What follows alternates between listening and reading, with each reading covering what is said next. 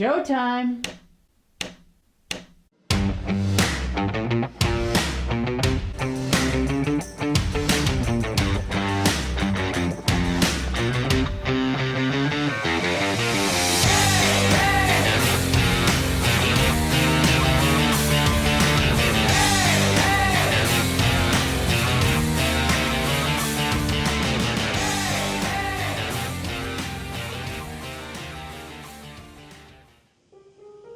Welcome everyone to the Rosie and Bill Show.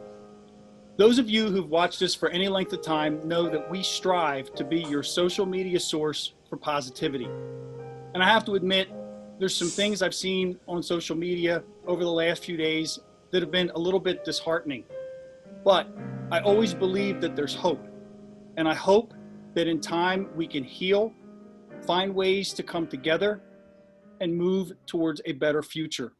And to that effect, Rosie and I had a conversation, and we felt that maybe there was a higher calling or a greater purpose, and that somehow, some way, we could demonstrate the kind of conversation that needs to happen as often as possible and with as many people as possible.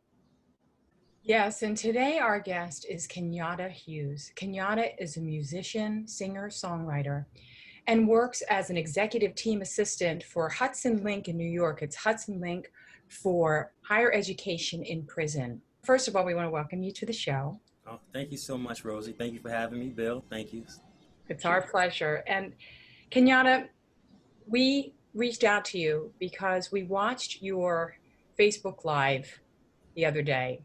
And Bill and I were both so touched by it because it was so organic and raw and authentic.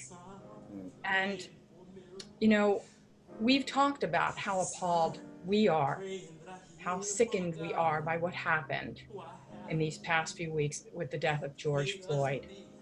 But our perspective is just that, it's our perspective, and we can't possibly have your perspective because we are not an African-American man in America. So we want to just start the show by saying, how are you doing, and how did the death of George Floyd impact you? Well, thank you for your consideration, certainly, and for asking, frankly. I'm overall, I suppose, I am well, and I say that it's a strange sort of context, but I mean that I'm angry and I'm hurt and I'm sad. I'm disheartened, and interestingly enough, I am becoming more hopeful. It's interesting that Bill would say that.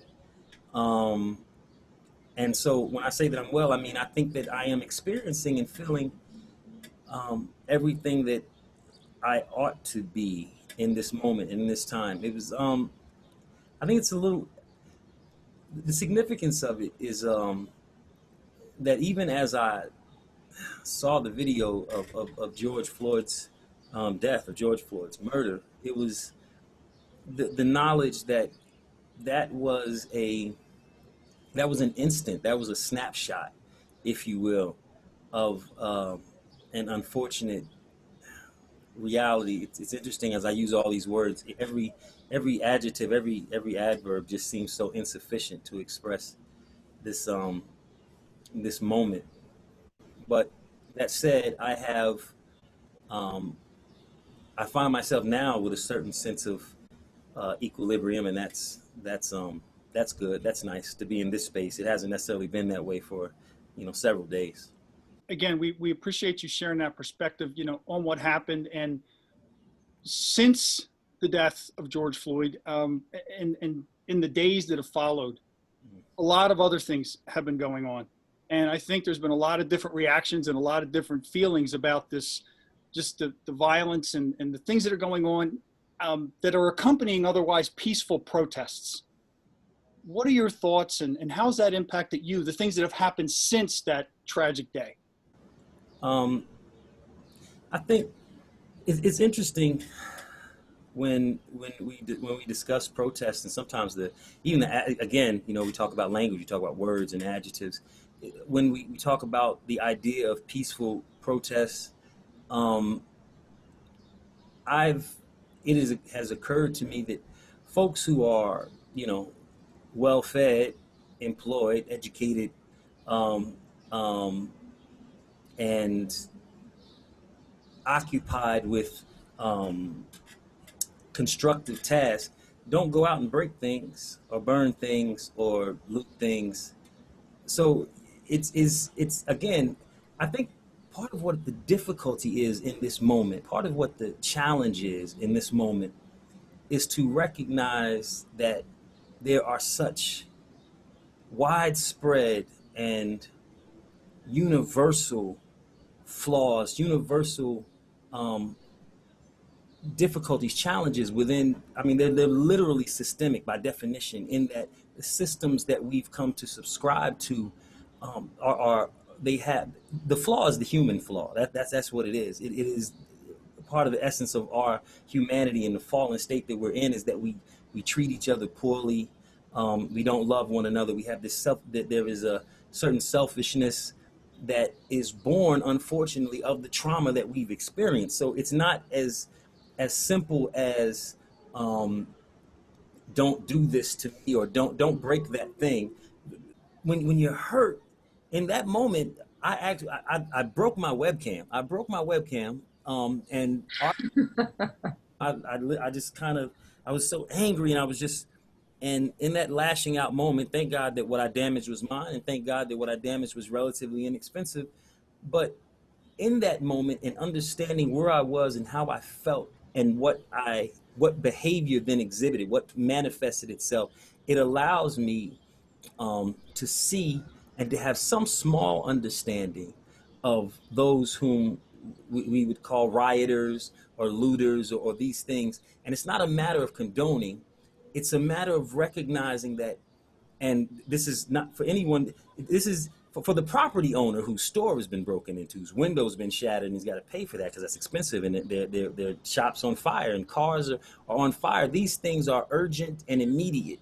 So it's easy, if well, not easy, but it's simple for me to sit in this space in this detached way and consider these overarching ramifications. So my heart goes out to those people because that's a loss, that's a suffering, and one might say that it's not a suffering that bears mentioning in the face of others' suffering, but each of our suffering is individual, and each of our suffering is real, and each of our suffering is immediate to us. However, we come to that space and to that place, and it is worthy of mention, it is worthy of consideration. And so, even recognizing that, there is also the knowledge that for me in this time, in this particular time, to become focused on that damage, to be focused on the looters or the rioter, it is sort of an equivalent, a metaphor I would use. It's like seeing a family fleeing a burning building and commenting on how they're trampling the lawn. And it's what we are seeing is a manifestation of pain that is so deep and so visceral that people are confused as to how to express it. They don't know how to express it. Protests are by their nature counter to the status quo. And so on the edges of that, at both sides, whatever ends of that we're talking about, the edges of that spectrum, there is going to be a shattering of either physical shattering or a sort of sociological shattering of norms. I pray for the safety of those people involved, and as as I said, some folks might not think it bears mentioning, but for the mom and pop who this folks, man, people out of work, like money's rough right now. You lose a window costs a lot of money. I mean, I would if folks were able to even consider that in that moment of their distress. It would be nice if they did. Yeah, well, yesterday, Kenyatta, we spoke of kind of how people are in you said a visceral state, but also an emotional state, and that the ability to discern um, from things that are rational is impaired because people are reacting emotionally. and emotions don't think, they Right. rationalize. So that's part of the problem, is that there is so much built up and pent up, and patterns that keep repeating, Excellent. Yeah. that people are reacting and don't seem to have the wherewithal that you expressed. And okay, I broke my things, and you stopped there. You know, there is a crowd mentality. We call it in my spiritual studies a mass hypnotic thinking. When you get in a crowd, you can get caught up in that thinking, and things that might not normally escalate can escalate beyond where you ever expected them to. And then of course there are people who just are opportunists and take advantage of a situation. We're not even going to get into that. There's a reality that is an unfortunate reality, but yeah. Yeah. So it's like you said, no one's condoning any of it, any of that part of it. I totally think the protests are that are peaceful are justified, um, because there are harms and things that have been perpetrated way too long and way too many times. Yeah. The challenge, is to find a way, to find a space within ourselves. To understand is not to condone. You see, and I feel like, I think that unfortunately we have, it might be about language, it might be about nuance. We talked about how it is difficult in times of high emotion, it is difficult in times of stress to appreciate nuance. We not only is it difficult to appreciate nuance, there is something within us, certainly within me, that in times of high stress rejects nuance, and will actually express a degree of anger at you for offering nuance in this moment. Because to parse, um, to be precise, it feels that to be precise in a moment of overwhelming pain suggests, I think, to some, that there is not a recognition, because to be overwhelming does not allow for precision. It's overwhelming. Everything is caught in that flood. Everything is caught in that wave. Everything is caught, and it is pushed. Anything that is not caught is battered aside, buried, or if it maintains any of its own integrity to remain whole, it is still covered. And it won't be until individuals can return, until we collectively can return to that space, um, after this avalanche of what is happening, to return to this space, to, if we, and this is the thing, is that we have to decide that we are going to return to that space. We have to decide, listen, there is something that is there that is worth salvaging. Because frankly, there are those who would say, listen, this, whatever this is, burn it down, break it up, cover it, smash it, whatever. It's ruined, and we'll go start something else. I would also argue, unfortunately, and this is just a personal thing, oftentimes they don't offer a we'll go start something else. They just, let's just break this. And often those same individuals of that mindset don't bring a let's start something else. They don't offer us something else, and I find that to be challenging in even as we attempt to have conversations. But when that happens, we have to decide that there was something there that is worth salvaging, and we have to decide collectively to go back to navigate that space, which is so treacherous, because these things are the debris. A thing is not destroyed because it is broken. It's just in pieces, and those pieces are scattered, and those pieces can still be sharp, those pieces can still be hot, those pieces can still be dangerous. And in order for us to navigate that space, we have to do it collectively, and trying to get to a place of collectiveness, a place of wholeness as a society, is extraordinarily difficult when there are segments of the society that are saying, we have never, it's not just a matter of have never felt as though we are included in this, the nature of the wholeness of this society. Um, the evidence, it's not just a suspicion. We're kind of like looking at this evidence, and the evidence shows that this is not ours. It's not for us. That this is what our position is.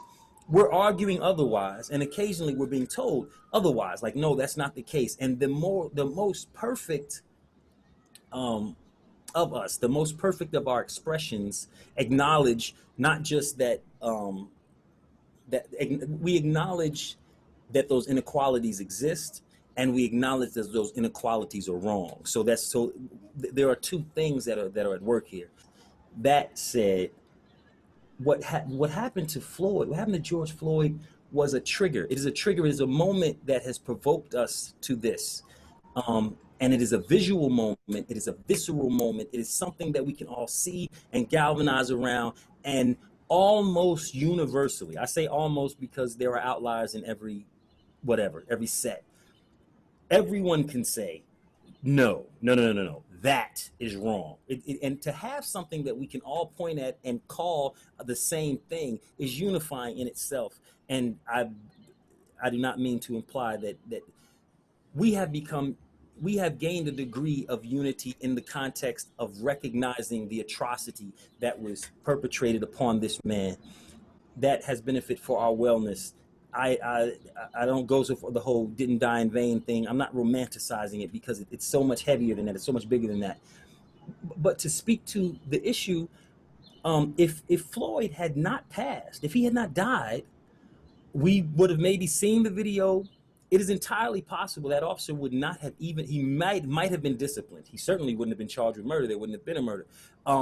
If there hadn't been a camera, then we wouldn't have known about it at all. So that trigger, that moment, should offer us the opportunity to consider a system that provides for that type of inequality, a system in which one human being can be underneath the knee of another human being, where one human being can put his knee upon another human being's neck with his hands in his pocket, and to whatever is going on within his mind to get, because it is uncomfortable for us to acknowledge, but that officer was not born in a vacuum.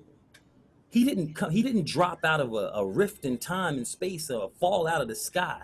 He is a product that we have created. He is a product of our society. And we are therefore responsible for him. And because we are responsible for him, we are responsible to the actions that he makes. We are responsible to denounce them. We are responsible to eradicate them. We are responsible to attempt to make those who have suffered those actions whole.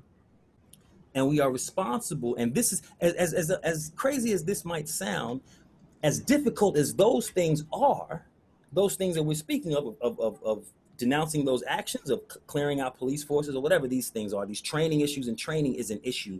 But we are responsible to examine ourselves and how we got to the point that we could create that situation, because we created that situation.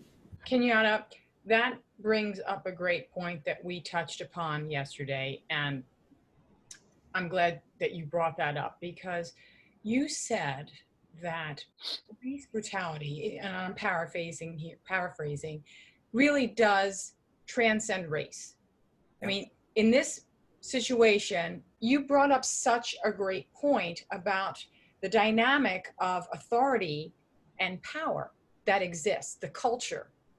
Again, and this is why we have to take such care, because in this moment, when race is such an integral part of this issue, of this instant, of this trigger, to examine the underlying principles, again, with nuance, to examine those things can feel to some as though we are discounting those elements. And that is the furthest thing from the truth.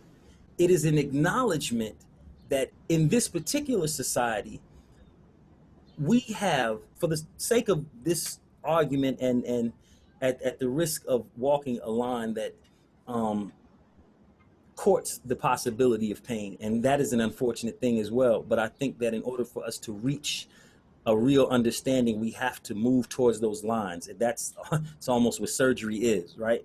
Um, if we remove every other aspect, if we remove for the moment the fact that these were men, because the gender is an issue. Gender is the way this officer became the toxic thing that he is in no small part because of how of our gender roles and ideas about what people are supposed to do, what men are supposed to do.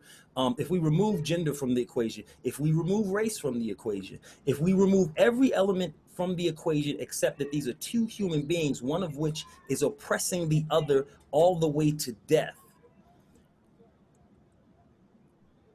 and we question how we got to this place, if we begin to reassign each of those things again, if we bring race back, if we bring gender back, if we bring socioeconomic, if we bring all the whatever the variables you think there are back, except for the fact of authority and power, then we don't find ourselves in that situation. The element that allows for all of these other things to create a particular type of sauce, we have, as a society, come to equate power with authority. We have given, as citizens, we have given authority to institutions, policing institutions. We have said, you have the authority to do these certain things.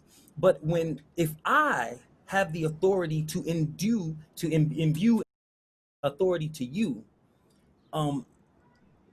but I am unable to question your authority, then suddenly the authority is not necessarily righteous. But if during the course of you exercising the authority I have given to you, have acquired power, maybe power guns or power of numbers or power whatever, but power being arguably in this context the ability to impose one's will upon another, then if these two individuals come and meet each other, and they both say, who are you, what is your name, where are you going, what are you doing, and they question the other, and each of and we as a society, we ask ourselves, if George Floyd met this officer and George Floyd says, what is your name, where are you going, what are you doing, and the officer asks him the same thing, and each of them decide they're not going to answer, we have in our mind accepted as perfectly reasonable the idea that this officer then has the ability and the right and the authority to use force all the way to the point of violence leading to death to compel those answers from George Floyd. And if he receives answers that he does not accept as being, whatever, then to continue to use that force for constraint, for restraint. And I'm not advocating lawlessness. I'm not advocating in this moment anything. I am assessing. I am assessing a circumstance that presents us with a situation where we have come to believe that power and authority are equivalent, and power and oppression are equivalent, because we have come to see the expression of power as oppression. So that is how, and we equate these things as though they are the same. And when those who are not oppressed see it, our response, because it is our authority, these individuals are acting at our behest, our response is to question and attempt to find a rationalization rather than confront and examine very fundamentally held ideas about how we are allowed to treat each other. If what circumstance could present itself where physical violence is an acceptable alternative to compel obedience when disobedience amounts to $20. Wow. Wow. Kenyatta, one other thing I just wanted to touch on real quick, because the conversation that we had, and I told you and I meant this, I walked away such a better person from hearing what you had to say on a lot of different points. You said something yesterday about how sometimes when the level of emotion is high and the despair is still there, you're not in the space to receive that yet. And I was wondering if you could just kind of share that a little bit, because I think there's other people out there that they want to do something. You said earlier on, when you did the Facebook Live, you wanted to do something. I think there are so many people out there that want to do something. But what you said yesterday, I think, can help in terms of how to really approach that and maybe when to approach that. There's a delicate might not be the word, but it's precise. There's an important balance that is happening now, because when incidents like this happen, you know, sometimes as a nation, although often just as a community, we become outraged, and it offers a certain energy in that moment that focuses energy for us to move and do. Then as that begins to cool, because along with that energy comes high emotion, becomes stress, stress, and stress in the literal sense, like literally meaning two things, either pushing or pulling, in relation to each other. And it is trying to move forward and all of those things, and to be able to really examine and think clearly in those times about what is needed is, well, there are some who are gifted to do such things, but for the overwhelming majority of us, it's very difficult to think clearly in that moment. And even, as I said before, to hear those things, the equivalent, as we spoke about, is like someone who comes into the trauma ward and they have an acute incident, they have an acute injury or an acute attack, and what they need right now is surgery. Maybe they need a bypass. They may need IVs. They need immediate administration of triage. And if I, as a physician, say, hey, I want to take a moment to talk about your diet, and the things that you're doing. Talk about how we can. That's valid, not helpful. It is, and as a physician, if I were a physician, I should be trained to know when those things are appropriate. As human beings, as members of this particular society, of any society, arguably, but certainly of this particular society, we should take it upon ourselves to be trained to know when certain things are not helpful. As Paul says in the Bible, all things are lawful for me, but not all things edify. So it is not that it's necessarily incorrect. It is not appropriate at that time. And so in this moment, the changes that are necessary, that have to be implemented in order for us to move toward, because there's just not a legislation that's going to be passed that's going to eradicate racism. That's just not how it works. But the legislation that is necessary to move us closer to that, the legislation that is necessary to begin to govern, as we talked about, the abuses of authority, and to be able to enable and empower those who are within those. A friend of mine lives in upstate New York, and there were two protests, well, any number of protests, but there were two protests this weekend just passed. And he went to both of them. He's a cinematographer, and he was documenting things. And he said that he went to one, and the protesters were out, and they faced off with the police. And then the police, like they said, look, this is what time the curfew is. The curfew passed, and police started marching. Things started getting hectic. Next thing you know, folks are throwing things are broken, stuff is on fire, and it's on the news. Watching on the news. And I'm sorry, I do not mean to minimize in any way any of what is happening there by stating it in such a quick and cavalier way. Not cavalier about it. It's just a recognition that it was a logical procession of instances, of moments, of events that led to where we were, where they were in that moment. He then, the very following night, went to a protest in a nearby upstate. I think he said he was in Schenectady, and he said it was eerie how very similar they were. The protesters lined up. He said, and then a relatively high-ranking officer in a white shirt came to the front of the line of the officers with a bullhorn and said, "What do you want to say?"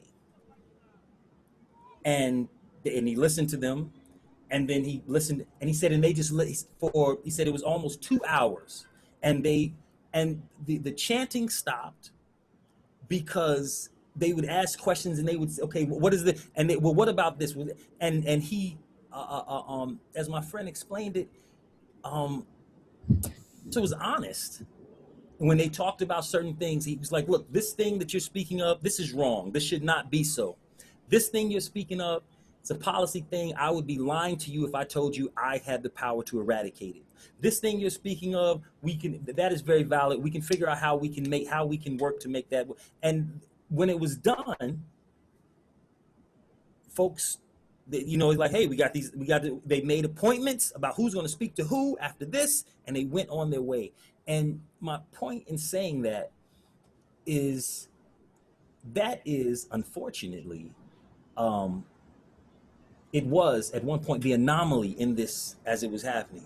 But I'm watching as it becomes the norm.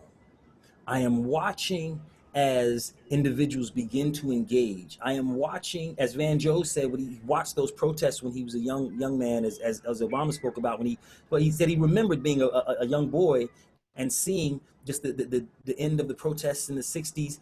And he's like, the faces, the amount of diversity he sees out there now, that's not how it looked then. This is a different time, and this is a different movement. And that, as I said earlier, where I begin to reach a place of hope, that is what is giving me hope.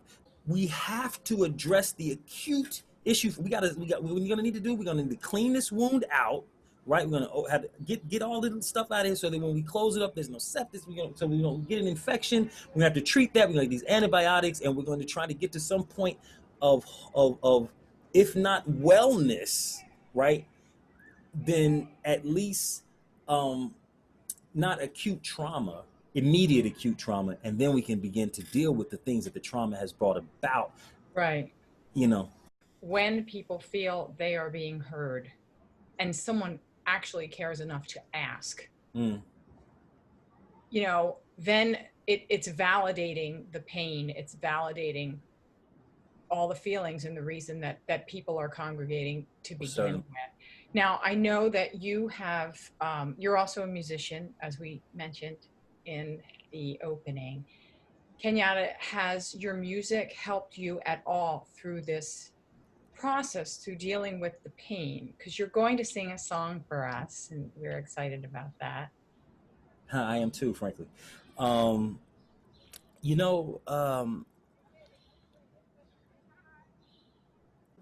not been able to use music, frankly. I've not been able to during the Facebook the live meltdown.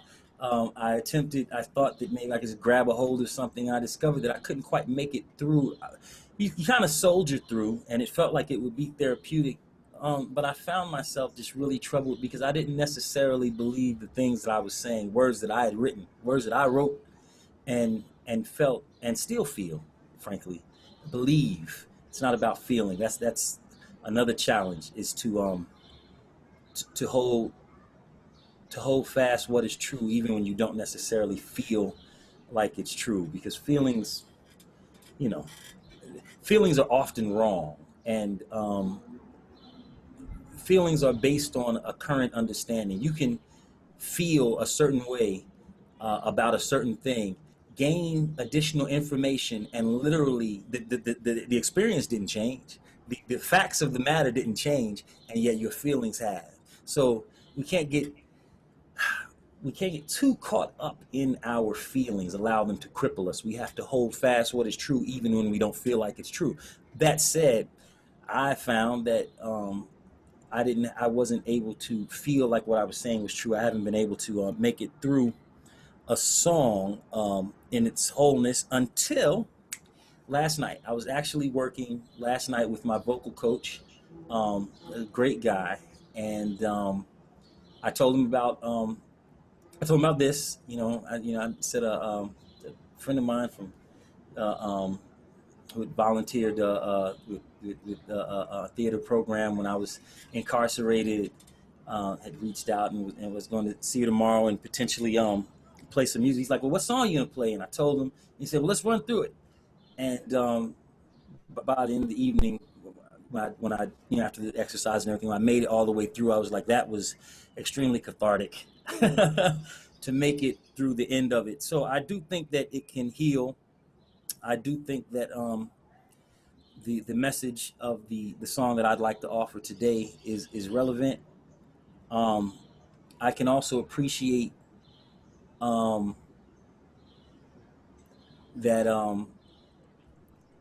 it is a message that may be difficult. If it's difficult for me to articulate, it certainly might be difficult for some folk to even hear.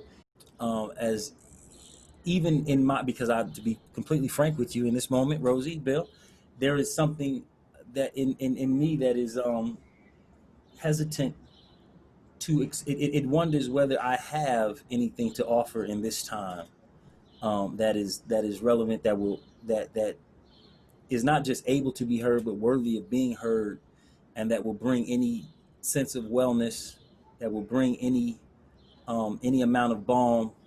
I talk, as I said, I talked to my dad about it after I get off with you guys. I have an appointment to speak to him some more.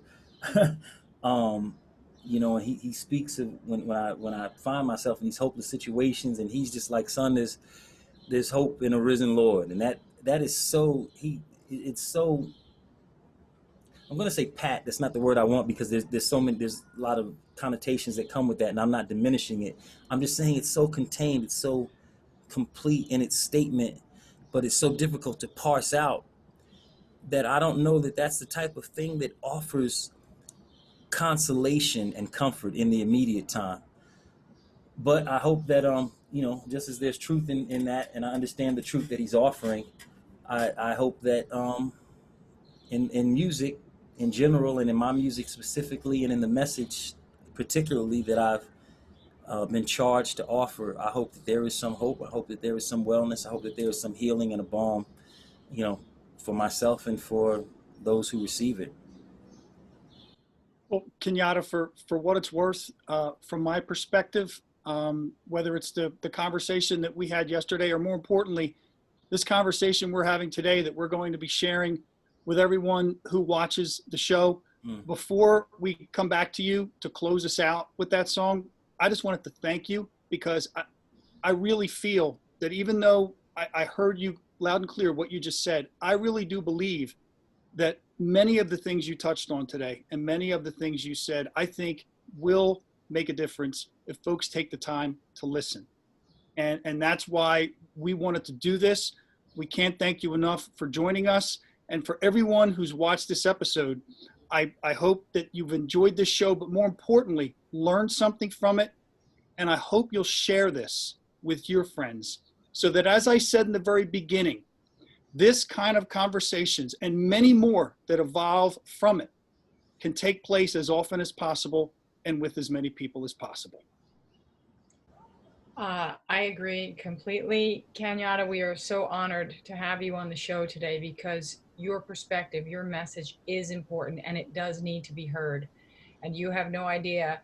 We can never know really how much impact our words and our feelings can have on other people, and how it can change their life in a really good way. So I hope that you think about that in times of doubt.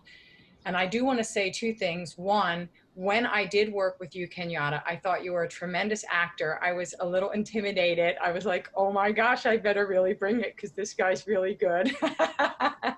We did Of Mice and Men together. That was, oh gosh, that was so much fun. But also, I want to know, what song are you going to share with us today? So this is a song called the song's called "What Is Left." It's a song that I really have always felt like was just like a complete gift to me. It actually, it's good for me. Like, you know, like sometimes I sing it to myself. Right. Well, you are a fantastic songwriter as well and singer. And before you close out the show for us, we just want to say thank you again for joining us. And folks, thank you for watching. And we hope you enjoy Kenyatta's song and this show. And we will definitely see you next week. Thank you so much for having me. Rosie, it's good to see you again. You Bill, too. it's a pleasure to meet you. Same here.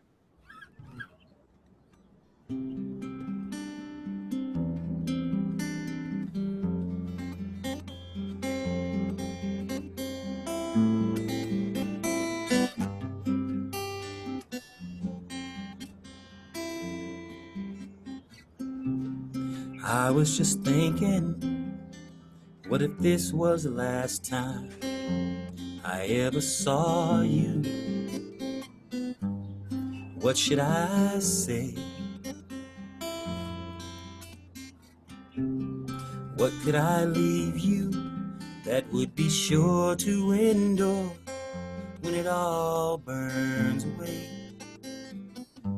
Because it all burns away. When I hold all my hopes and discard all my fears, push aside broken promises, smiles, and the tears, the regrets, disappointments, the miles and the years. What is left must be real. What is left must be love.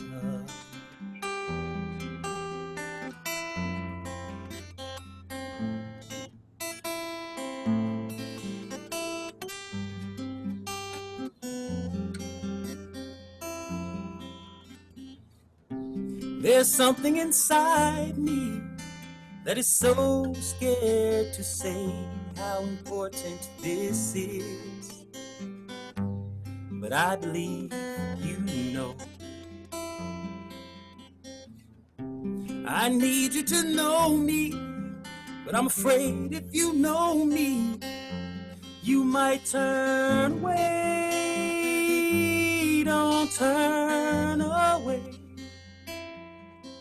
Just look past all the masks, all the armor and walls. Disregard the wild highs, followed by violent falls. When I grind, when I shine, when I stand, when I crawl, what is left must be all. What is left must be love.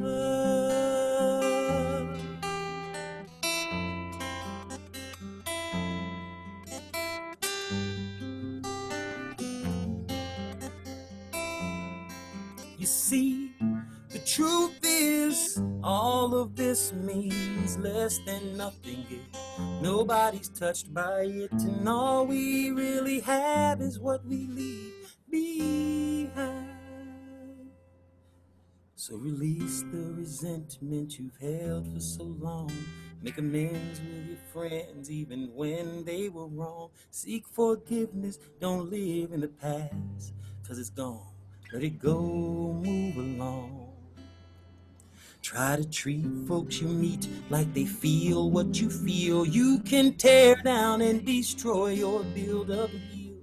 When they burn what can burn and stole what they can steal, what is left must be real. What is left must be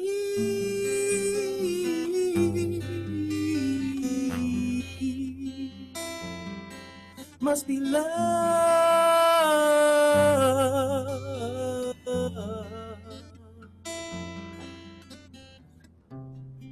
I was just thinking, what if this was the last time I ever saw you? What should I say?